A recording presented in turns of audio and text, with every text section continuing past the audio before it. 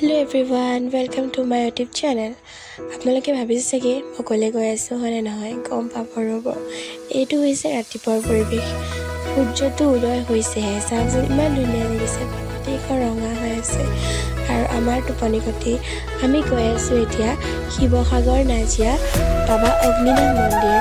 আৰু তাৰ গৈ পোৱাৰ পিছত দেখিছোঁ বহুত ভক্ত তাত আছে আৰু সকলোৱে লাইন পাতি আছে বাবাক চাবৰ বাবে।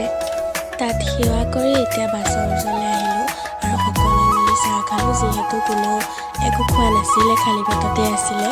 তাৰপিছত সিফালে আকৌ বনাই আছে খাবৰ বাবে আমাৰ কাৰণে চাউল সিজোৱা, আৰু খাই কৰি লৈ সকলোৱে আমি ওলালোঁ।